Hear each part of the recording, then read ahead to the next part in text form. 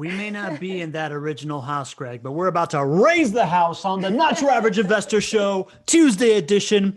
Welcome, everybody, to an amazing show today. I'm super duper excited. I'm your host, Pablo Gonzalez. We are live on Facebook right now with the man that they call GC because of his genius concepts, because he generates cash flows, and because he's a great co-host, and because his name is Greg Cohen. Say hello, Greg. Hello, everybody. Pablo, thank you as always, my friend. Alyssa, so great to have you here.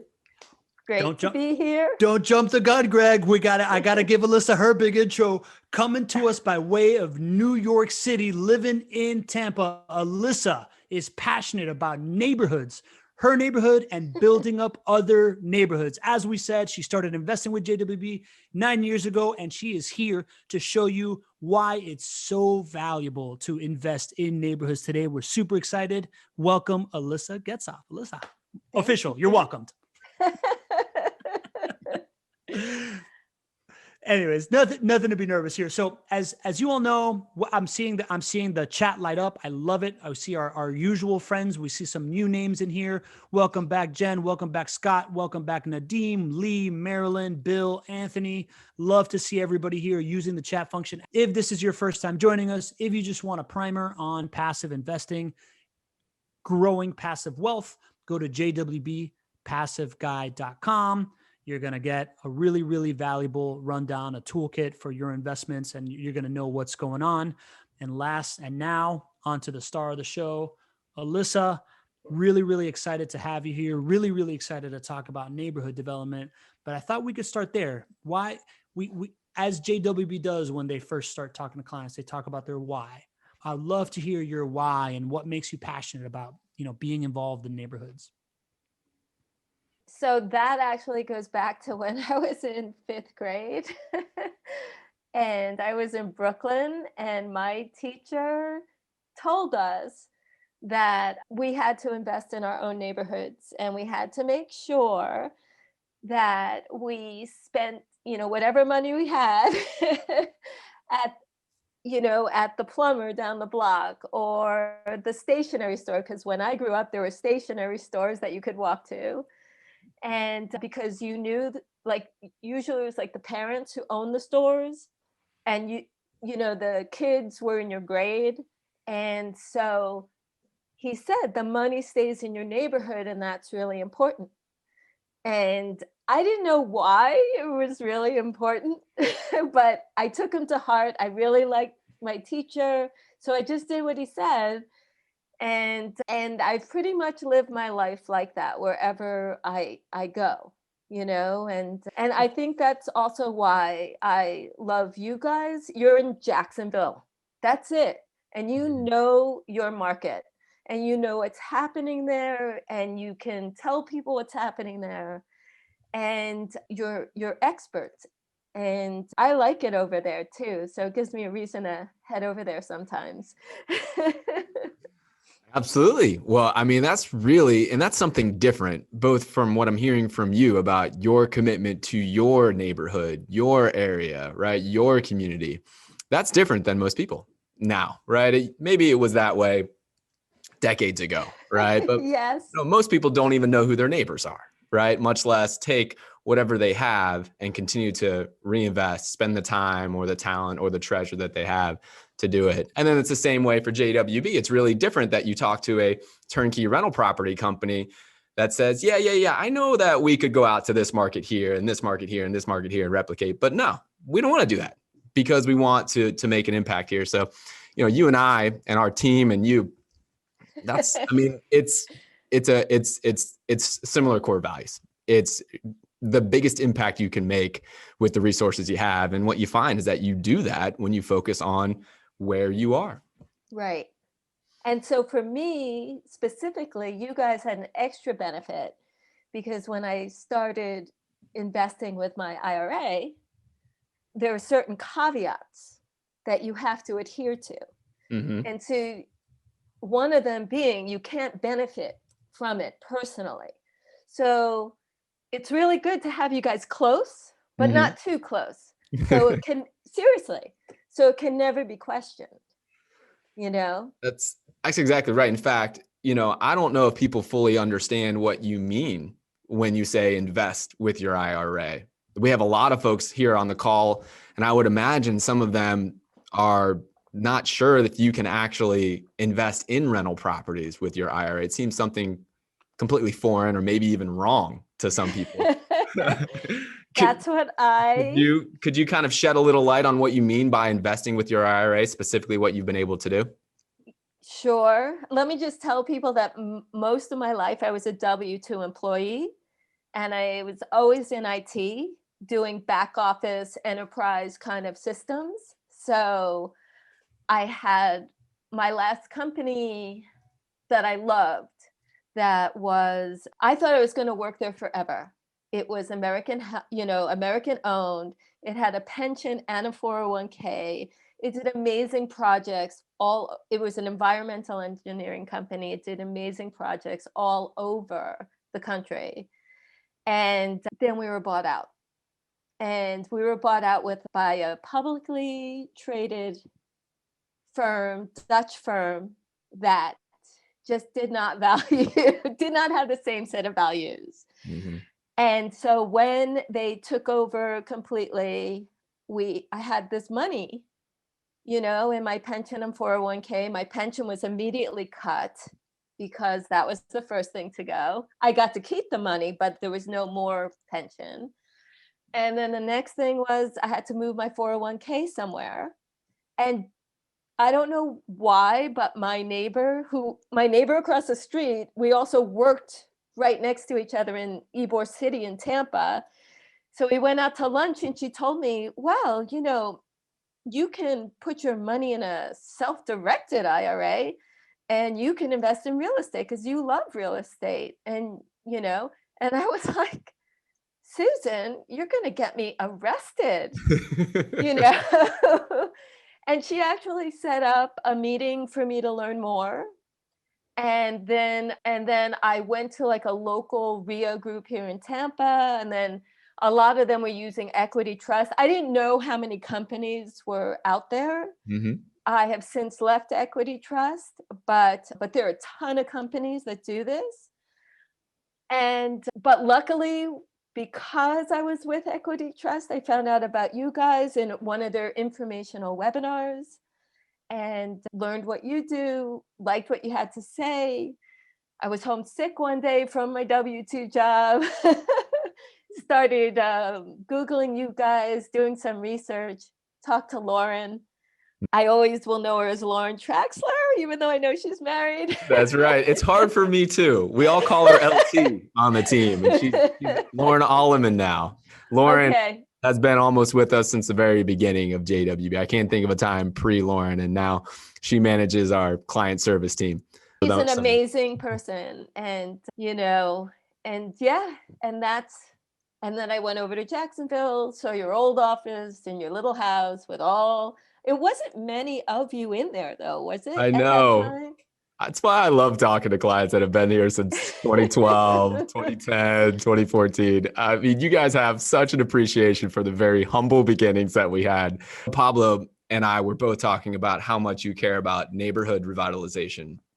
And, I don't know how much you knew about that with JWB early on as the impact that our vision was to make. But our working relationship together has made that a possibility, a reality now after doing this for 10 years. So thank you so much for taking a leap on us in the beginning and, in that house. And because it's been really great. It's been incredible to work with you. Yeah. I mean, maybe if I had the guts on my own, I would have tried to replicate that here. But,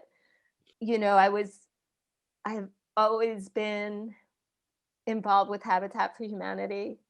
Not always, but I have been. Now that I have a house, I'm kind of like doing Habitat for Alyssa.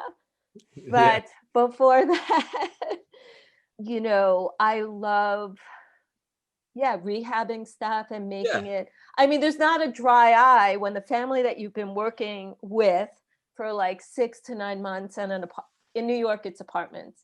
So, and the kids come in because they're not allowed on the premises because they're too young and the insurance doesn't cover it. And they come in and they're like, is that my room? Is that my house? Are we going to live here? And like, You're just like, everyone's like, ah! I mean, it's ridiculous. It's really ridiculous. It's worth more than any amount of profit you could make on any property or whatnot, right? absolutely, That's absolutely. Because we're all in this together, mhm. you know, and that's really, it's not a zero-sum game. Right. You know, we all go up together, and we can all go up together, you know, and it may not be the prettiest. Yeah. But if the intent is good and genuine, you'll get there, you So, know. and I think we have so much here that everybody on the call can kind of learn from, right? The neighborhood revitalization piece and making an impact in your own community, but also making an impact in another community like you've done here in Jacksonville through your investments, right? We can talk about that, the buying properties in your IRA piece. I know that there's some people who have additional questions on that, so maybe we'll talk about that as well. Sure. But I'd really, and Pablo, feel free to chime in here too. I'd really like to understand, I think many people have a different kind of idea of what neighborhood revitalization means for them. And in talking with Pablo, I think that you have your own sort of definition. And I'd really love to kind of understand what your goals were when you set out to revitalize, your neighborhoods, or when you looked at JWB's investment properties that you have with us and say, how can that be an extension? What was your vision and why does it matter so much? So what I liked about what you offered and the properties is that you went in, you took these really crappy houses. Mhm. They had good bones, but they needed help. And you went in and you fixed it up, and a family could live there. And as a renter for most of my life, and like, you're in New York, you're supposed to have a super. Well, more often than not, you have a subpar. And so you Gotcha. end up like with holes in the wall that never get fixed. And my friend's cat disappeared into the middle of the apartment building. He did come back, Oh my. but it was really scary. Oh Um, my. and so, yeah, it's the same thing, keeping the money in the neighborhood, investing where you live. So even through the pandemic in my neighborhood, which when we moved here, it was not I just love the neighborhood. I love the people. It reminded me of Brooklyn, even though I'm in Tampa. Mhm. But there was one bar, restaurant, that was it. And it's become like a little hotspot here. But then the pandemic hit, and it's like, okay, so Mike and I sat down and we figure out what meals we'll cook at home and what meals we'll get takeout from, Mhm. so we can keep these mom and pop, you know, operations going, because again, we're all in this together.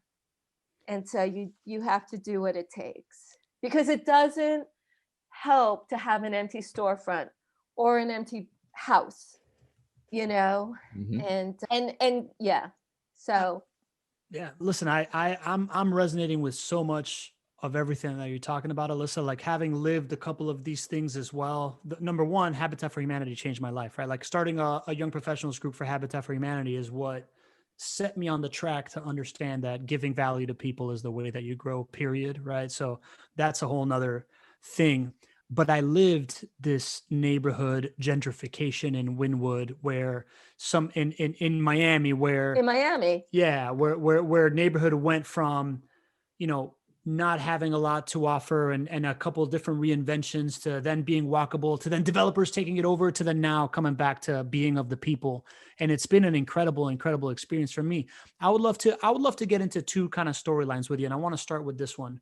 I would love to, we'll start with the neighborhood piece, and then I want to get into your investing journey.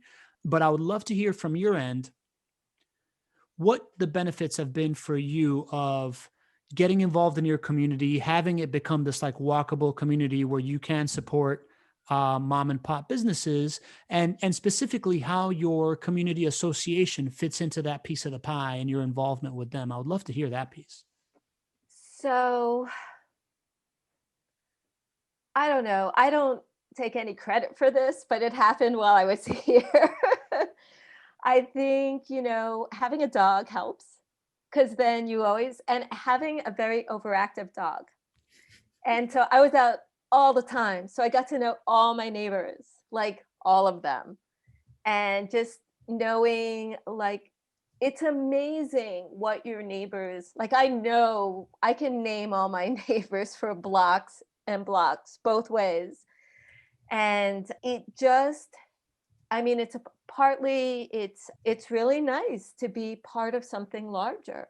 And we have problems. I mean, we're in the city of Tampa. We do have porch pirates. We do have, it's like city problems. Frequently, you'll hear the ghetto pigeons, for their shining lights down, looking for, who's ever running through the backyards who just stole something. But we know that we can rely on each other.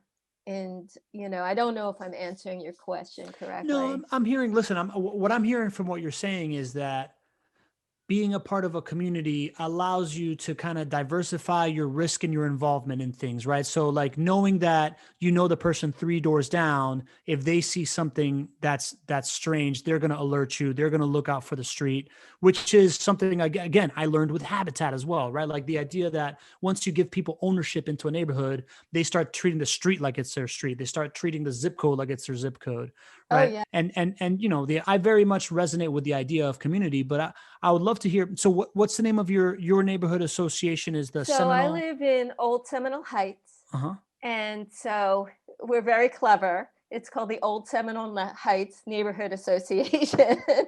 So it's not an HOA. It's just, we're elected. I'm a trustee on the board. We actually have our general meeting tonight. And we deal with different things like getting crosswalks to make it more usable. And so that'll be an update tonight, what crosswalks we'll be getting. Because, Florida is not really that walkable, but it's becoming more so as more people move down here. Yeah. And, just on certain blocks, we're going to have the non-emergency people from the police department, from Tampa Police, come and talk. And just we have so many new people who have come into the neighborhood. So to get them involved, or at least empowered to know where they can go. And so it's, I mean, so pre-COVID, we would do porch parties once a month. We had quarterly happy hours in a local establishment. We would also have our meetings out at a local establishment, and just try to go and spread the wealth. And it's basically, I mean, we go over tree code. I mean, a lot of it's really boring. Well, it's boring, but it's all stuff that makes your city livable, right? Like you said something that kind of struck out to me, and it's Florida wasn't meant to be walkable. And I know why, right? Like Florida was mostly designed after the automobile was invented, right? Correct. So we need Northerners like you to have lived a walkable urban grid that was built before the automobile, to come with it and understand the benefits of a walkable community that isn't so obvious to those of us in the South that grew up with the urban sprawl of suburbia and whatnot, right? So like all these little things that you're talking about that you tweak are little boring things, but when you add up the piece of the pie, really the beauty of walking 2 blocks and grabbing a cup of coffee is something that if you've never lived it, like you're not going to know. People have to experience it. And now people travel to see that stuff. So you building up a neighborhood like that through your association ends up increasing property values, livability, and makes everything great. Yeah, exactly. Yeah. And it just, honestly, the property values is the least of it. It's really, I mean, because my better half already has told us if we ever leave this house, we're leaving Florida. Because one of my dreams has been just to move to Jacksonville and then ingratiate myself to Lauren and say, all right, I'm here with my broom. I'll clean anything you want. I'll start at the bottom. But we'll keep a spot for you. The lunch is better now, Alyssa. So I'll tell you, you're in a good spot. But seriously, that is nice, but it's really the livability. Yeah. And, we it's not really horrible, right? It's not really, we did have that Seminole Heights killer that was here a couple years ago. Not but it turned, it wasn't quite in this part of Seminole Heights, but it was Mhm. pretty scary. But then again, people came up for the families of the victims, which is a horrible thing to have to Yeah. do. But That's when you need a sense of community more than ever, I would imagine. yeah, Yeah. yeah, Yeah, listen, I live that, right? Like my big lesson in community was when everybody showed up at my brother's funeral, right? And that showed me the value of needing people in your darkest hour. But let's talk about now your investing journey. So you went from this aha moment of it's not illegal to invest with my 401k. And now you are completely at a different level in your investing journey that we'll get to here at the end. But can you kind of like talk us through the learning curve of buying one property, another property, starting to do stuff on your own? Like I know that now at this point you have a couple of different models that you're using based on your experiences. Can you kind of talk us through that growth? sure. I don't know if it's really growth. I think it's just part of the journey, Mhm. you know. I still love and will keep my rental properties forever, especially as well managed as they are, and that the partnership that we have, because it does provide a good place for people who are not quite in a place to buy yet. I do know that, and I also was able to increase my portfolio in my IRA because, and this I learned from you, Greg, that I could actually get a loan against the property, and it's not my personal signature or anything. It's really against the value of the property. Mm-hmm. And so, and that's called, I think, a non-recourse loan. Exactly. And so that was really cool. So I was able to like add more properties into my retirement fund. And so I guess I started doing more owner financing when I had a property here in Tampa, just not far up the road, that we bought for Mike, who's my better half, who Mhm. also is an investor with you. Mm-hmm. And also, we have a property together in our IRAs that each pitched in 50-50. Yeah. So, And I'm just gonna do a side note because I want to hear your story. But everybody take note. Many people ask, how can you invest in your retirement account? What Alyssa was able to do is to partner with IRA accounts or retirement accounts to be able to purchase. So side note there, it's possible. You're talking to somebody who's actually lived it and done it. So sorry and for the it side note. doesn't need to be a 50-50 split. It could be like if you, let's say the house is $200,000 and you have $30,000. I mean, it could be multiple people, multiple IRAs, or, two people, and somebody has a fatter IRA and the skinnier, and you just keep the proportions the same, and it's totally legit. Mhm. Yeah, it's really cool. just But Absolutely. learned So yeah, something let new. me throw you off there. All right. So no, we no, were no. talking. So I bought this property. We bought it for Mike's dad after his mom died, and because his dad now was our only surviving parent. And yeah, his dad basically told us, yeah, he's like, I'm never coming down there. I had his life all worked out, mind you, because he was going to walk to our house so we could prepare breakfast. Then he could go back, he could have a little yard and have his vegetable patch because he loves to garden. Hmm. And all my neighbors have had his fruits and, well, mainly his vegetables. And they're like, well, when are you going to get more vegetables from Mike's dad, who still lives in Georgia? Because he informed us that, yeah, I'm never moving down there. At the same time, our renter wanted to buy the house, but she couldn't really afford it. And so we came to terms and we did a note, and it was a purchase agreement, the mortgage, the promissory note, and we had a lawyer set it up, did the, like a real closing. And And then just instead of her paying me rent, where I had to fix things because I don't have a JWB in Tampa. Mhm. So this is the non-JWB stuff. This is Yeah, right in your own community how you've been able to create a exactly. living situation for somebody. Okay, so you did it kind of a more Exactly. active approach of. But it was years after investing with you guys. Mhm. I don't think that I would have had the confidence or even the knowledge to do something like that you know. I think you would have figured it out. I'm always figuring stuff Yeah, out. I know you. I know you. But thank you. But So yeah. that's not the first time we hear that, right? Like the idea that because you get in on the passive side, now you have, it's like a stepping stone to kind of like move beyond that business model, keep the rental properties and move forward. Was there, so for you, it was a clear moment where a life situation drove that transaction, right?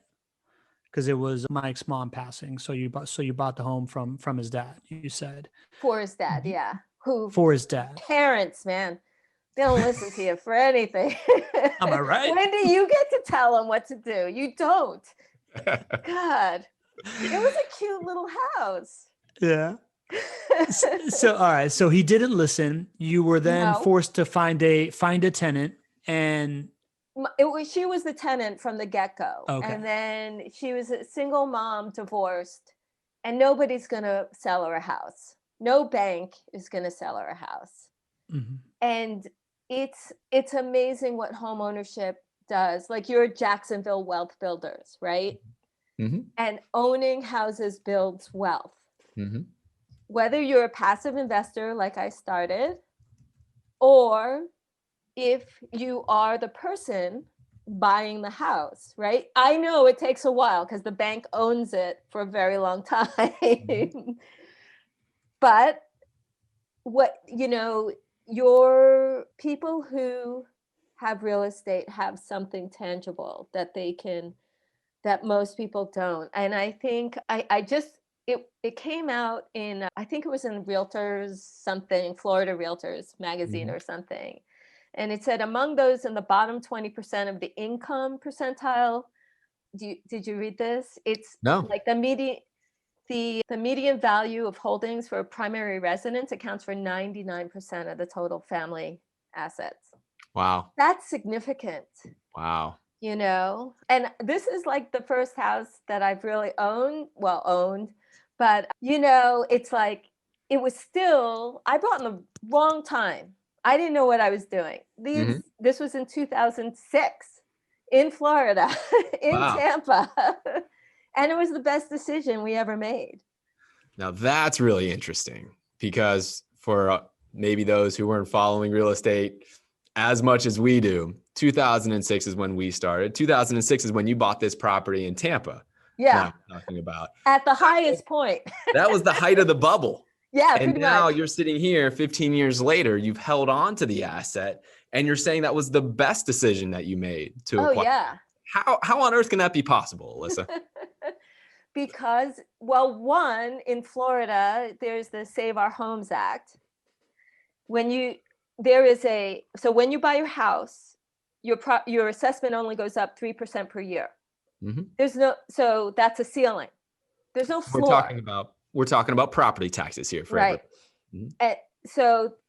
So when our property value gutted, our taxes became nothing.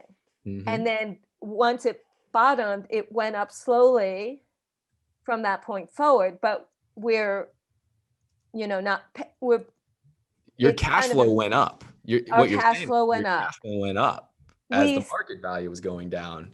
Taxes went down, but your rent stayed the same, I would imagine. Exactly. Cash flow went up. And it comes back to your original plan, which is, you said earlier, I'm never selling my rental properties, right? You said I like to acquire assets so that then I can further invest in my own neighborhood or whatever it is that any of us want to do. And so it came with that long-term mindset going into it, which really helped you knock it out. It wasn't that smooth. I freaked out.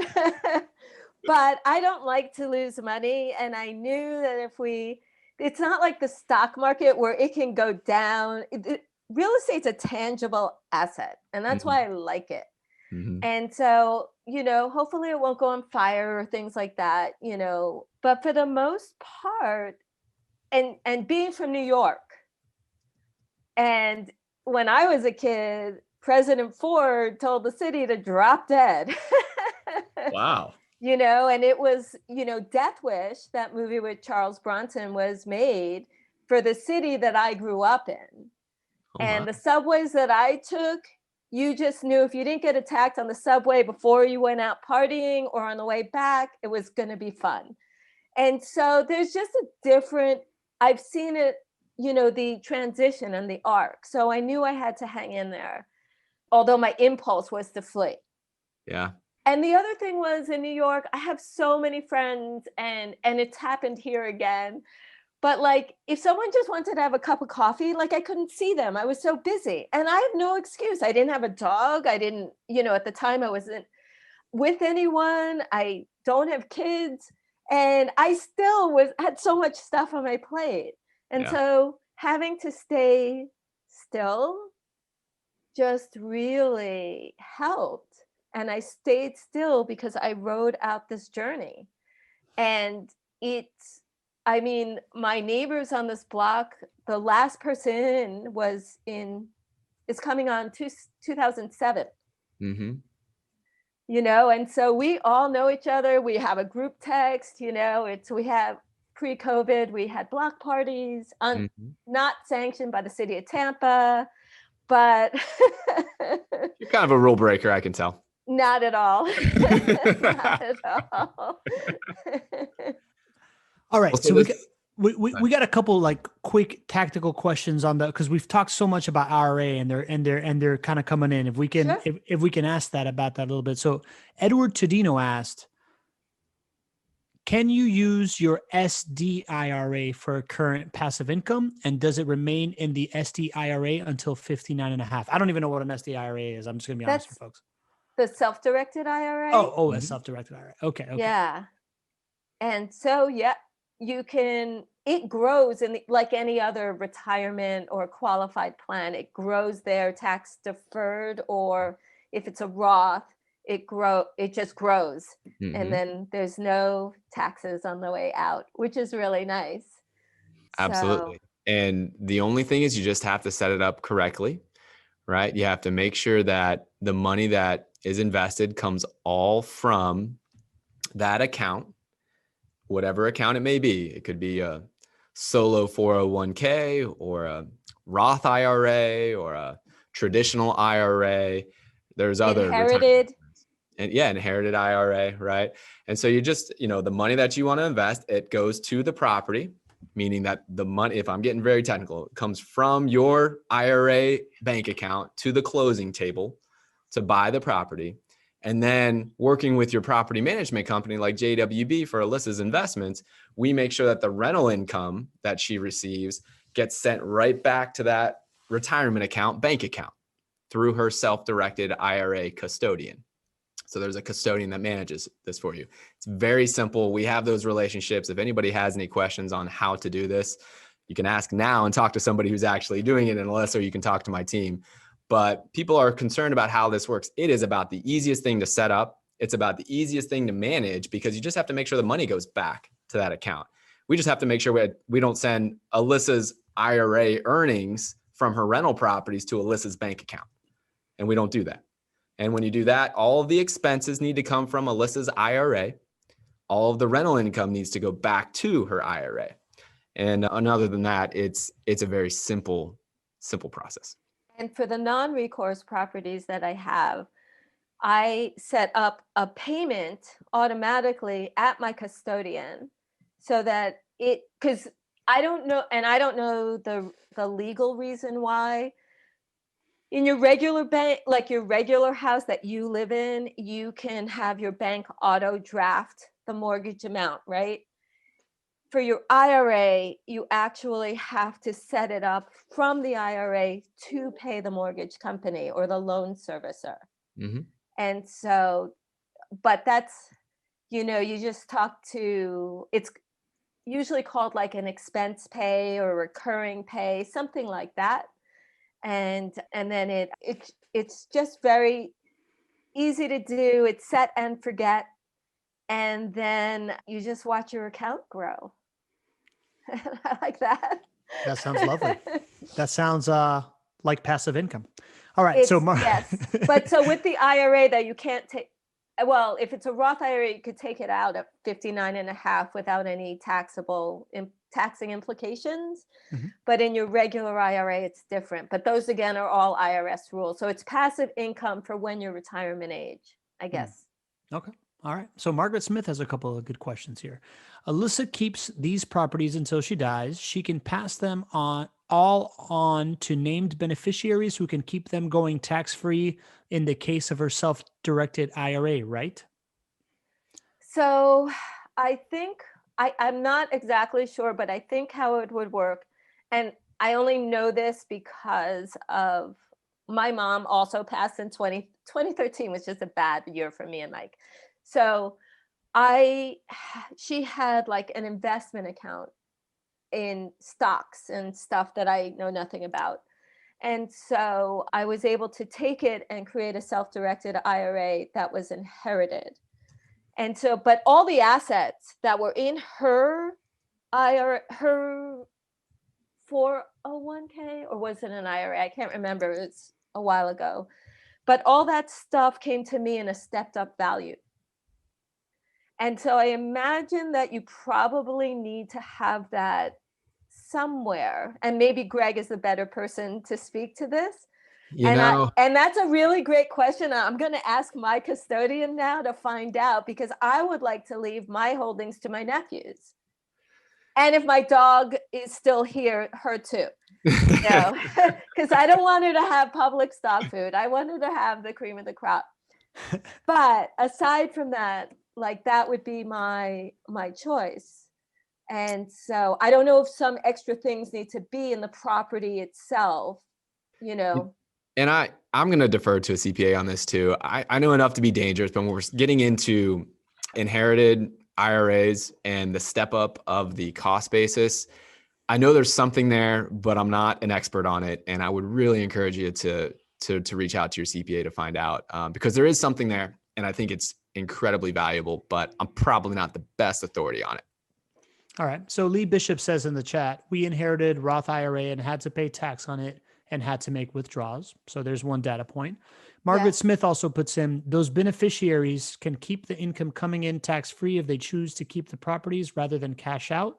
And then she asks, what is the latest rule? Is it 10 years for SD IRA to keep tax-free income tax-free now? I think so, on inherited IRAs. On inherited IRAs, 10 years. Yeah. So give me some context. What does that mean? You have to inherit it and then hold it 10 years, or they have to have been held for 10 years? You have to liquidate it in 10 years. Got it. Because you cannot, as the beneficiary for an IRA, you cannot contribute to it.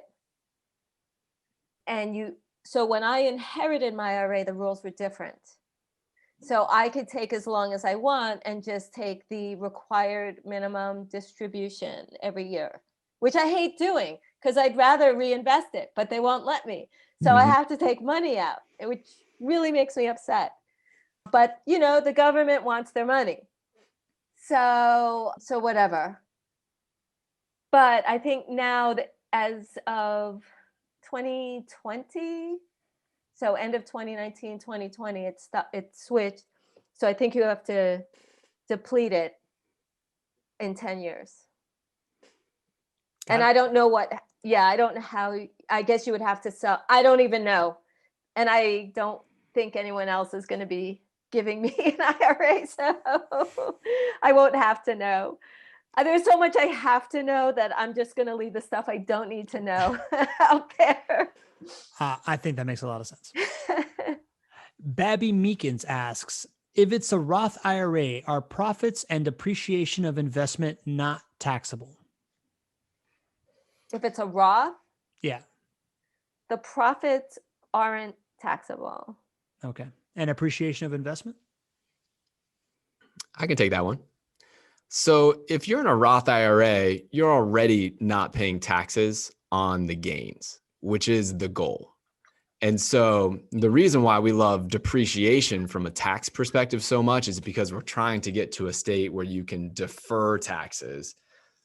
And you really can't get to a state where you're eliminating tax, like you don't have to pay the gains on it. The best you can do with depreciation is just defer them until you would eventually sell. When you're investing in a Roth IRA, you're already miles ahead of that. because you're investing in a scenario where no matter how much you make on the gains, you don't have to pay taxes on it. So it's another way of saying you're already there. You're already miles ahead of where you could be if you took depreciation. So you do not get to take additional depreciation on top of that. So the technical answer is no, you don't get to get depreciation, but the real answer is who cares? You're already there. You're already getting better tax advantages because you're investing in the Roth IRA. So can I tell you what I did with one of my properties? It Yeah. was in my traditional IRA, and I knew I wanted to kind of grow my Roth IRA. So I was able, so that the property that I own 50-50 with Mike, I don't own, my IRA owns. It's just like a shadow of you or an entity or your imaginary friend, right? Has its own tax ID, has its own everything. I actually converted it because now I don't have a W-2 job. And so I'm in a lower tax bracket. So I converted my half of that house from my IRA to my Roth IRA. And yeah, it's, so now that's really nice because it's growing there. And that was one of my original three. Mhm. 3 houses with JWB. Yes. Yeah. Because you offered a deal if I got 3. And Oh, so yeah. it was like, that's why I had to get Mike involved. There we go. Because I I think I didn't was have working with enough. you on that one. We were coming up Yeah. with something creative, weren't we? Yes. Because Yeah, I back in was the like, day. I knew I needed to get that deal. Yeah, So that's right. it was like We still do $1,000 that for other off. people. We still have incentives for multiple purchases. So there you go. Okay. Yeah. So So what are those? I got a little bit lost in all the different types of IRAs and what that mechanics was. Can someone explain to me? Like, Yeah. actually, can you tell my friend, who doesn't really understand how what all that meant? Like when she moved it from one IRA to another, what's the difference? Yeah. So I'll take this, Alyssa. So basically, there's a great strategy that you can do. If you're investing with your traditional IRA, what you're doing is you do have to pay the taxes at some point later on when you get to be 59 and a half and you start to distribute the money from your IRA into your personal bank account. That's taxable. That would show up as income earned on your taxes at that point that you took that distribution. And so what Alyssa did is said, based on her career situation at that time, her income bracket at that point was really low. And let me know if I'm way off base here, no, Alyssa. that's it. Yeah. So you're looking at your income bracket. And whenever always she looking did for a this. deal. Yeah. And it's really smart. And she says, okay, well, if my income this year is way low and that's temporary, then I'm just going to go ahead and convert this from a traditional IRA to a Roth IRA. And that's something that people can do. What you need to do is then you just need to pay the taxes.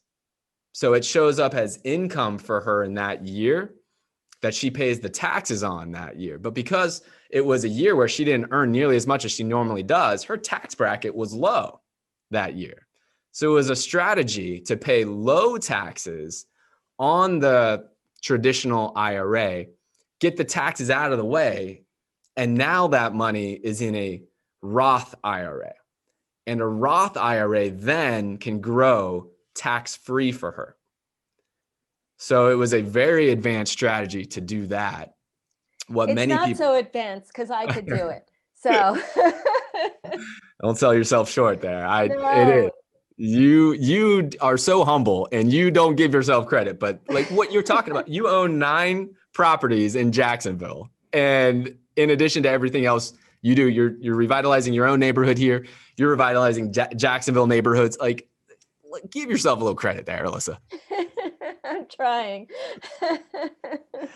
But the other thing that's good about that strategy, because you are Jacksonville wealth builders, there's probably a lot of wealthy people on this call.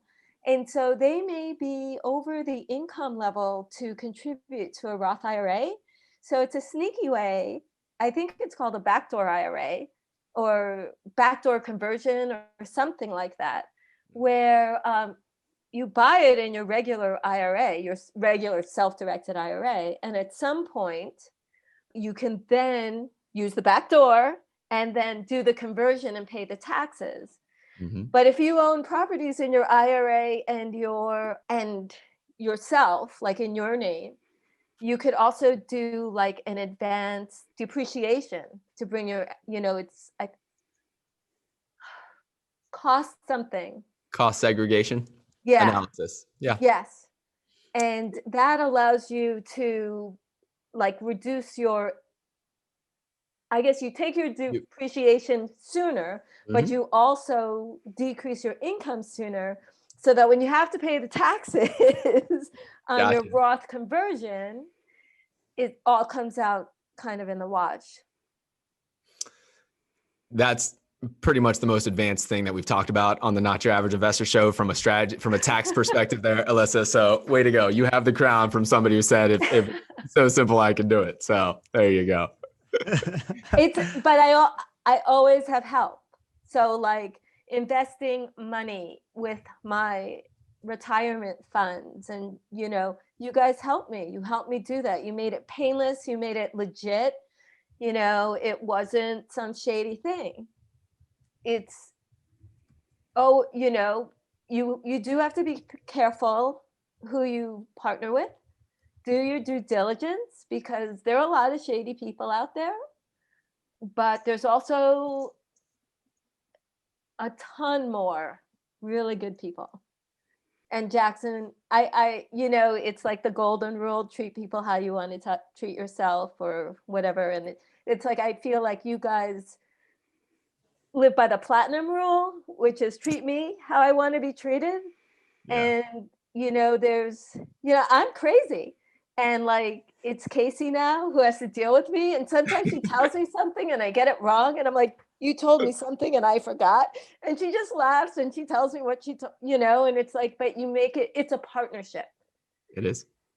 And I really appreciate that, and I think I take that to the things that I do now, and I try to make it a partnership with whatever I'm working on. Thank you so much for saying that. I mean, It's true. it means so much. And it just shows that there are a million ways that people can go and invest in real estate and in rental properties. And you've done a number of those yourself, right? Mhm. But you still set aside a part of your investment portfolio to do it here. And you do it in a place that you have no relationship to Jacksonville. You didn't, there's no reason that you would have been predisposed to invest here versus anywhere else. There's a lot more risks when you're investing somewhere else that you might not have if you're, local or whatnot.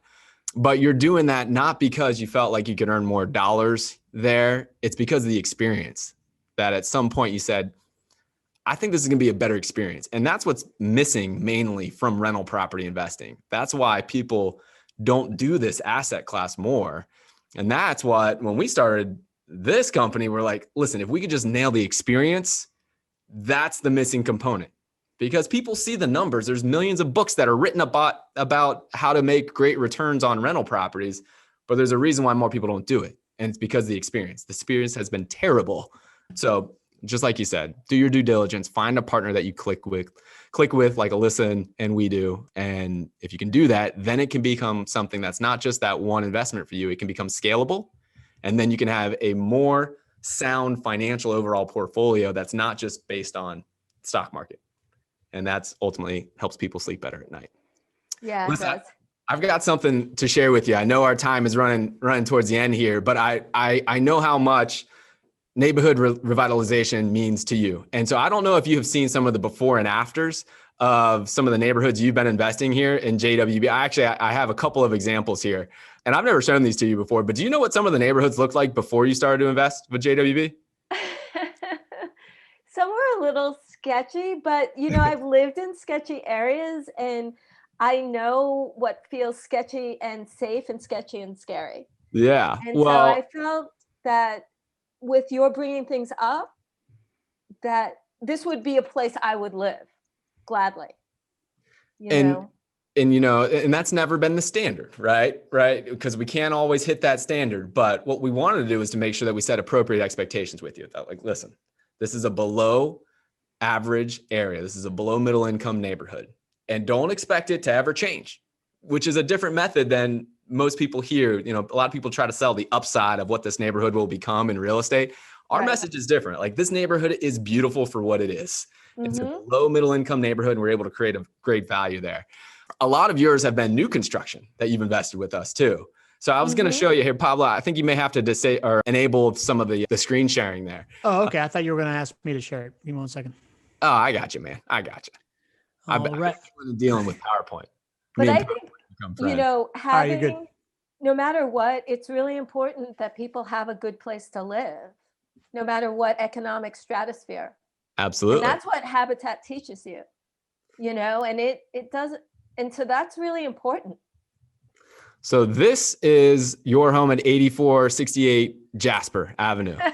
That's Mike's actually, but yeah. Yeah. This is what that neighborhood looked like. And for any of those who have been attending the show, this neighborhood, we've shown it on the map a lot. This was the birthplace of the build to rent phenomenon, where builders like JWB now build new construction rental homes for the purpose of renting them out. And so prior to investors like Alyssa coming to this neighborhood, this was vacant land. And this is in a below middle income neighborhood. What do you think happens in vacant land, lots of vacant land in below middle income neighborhoods that's shaded and there's trees and there's not a whole lot of visibility? Do we think that sometimes dumb things happen by people who have too much time on their hands? Yeah. So that was what was happening in this part of the neighborhood before. And you can see here, this was back in 2007. So this was all the material that was coming from when they were actually building houses before the Great Recession happened. This wasn't actually materials that were used to build your houses and the other houses. So we took an area collectively, Alyssa, you and I, and JWB, we all took an area here, and it was one where there was nefarious activity that was going on. And this is what it looks like now. Yeah. We talk It's about like every Habitat build. Yeah. And we think about the positive effects that, I mean, look, even the sun is shining brighter there now than it was in the past, right? I mean, this is the type of neighborhood revitalization that we have been so blessed to be a part of because of investors like you who put your trust in us. And, you know, every single one of these houses now has a family in there, and many of them have children that now get to learn in a more stable environment than what it was before. And, you know, each of these families, you know, now has an opportunity to grow to be in an environment that is more stable, even beyond the education component, right? Crime is lower today than what it was right there before. And so, and I know that it matters to you, but it really matters to us. And so cool now after doing this for 15 years that we have some of these examples here. I have more, but I know we're running short on time. We are running short on time. You know what was good is when COVID hit and you got all the owners together, and then, you know, you were like, okay, this is what we're going to do. And we're going to try to keep everyone in their houses and maybe have to stretch out the payments or whatever. And honestly, I think only one person left, and it must have been a really bad situation because they had been with me for 5 years.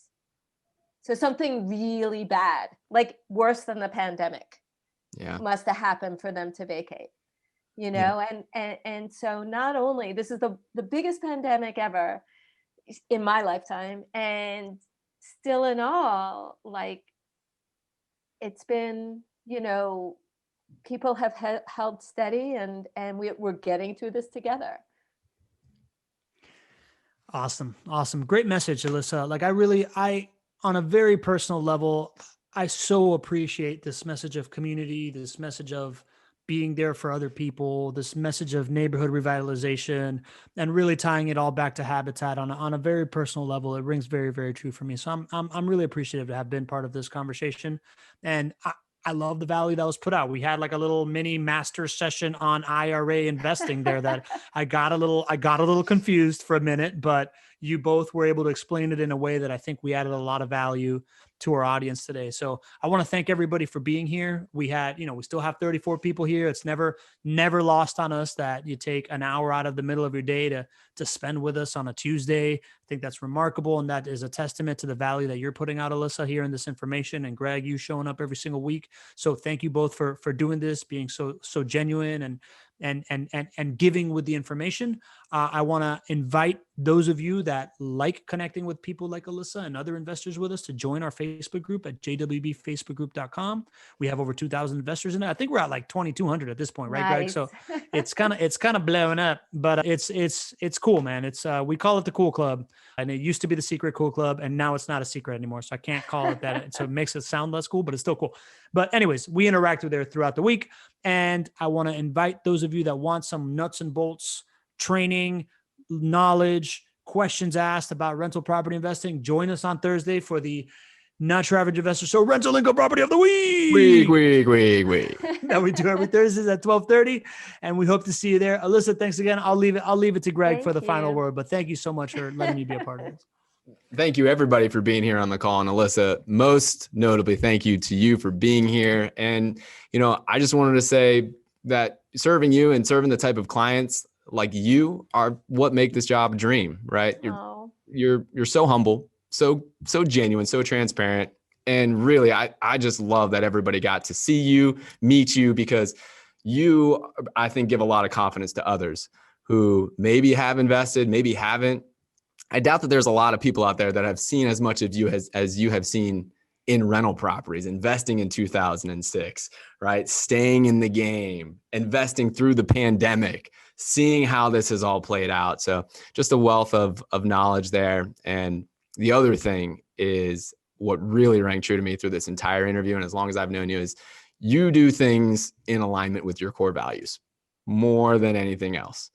And, it goes beyond what the dollars are that we can earn. And that's how I want to act too. That's how we want to act at JWB. So thank you for such a strong partnership. And I'm looking forward for the next 100 years that we get to work together. I hope so. I'm a bit older than you, but it would be nice if there were some discoveries.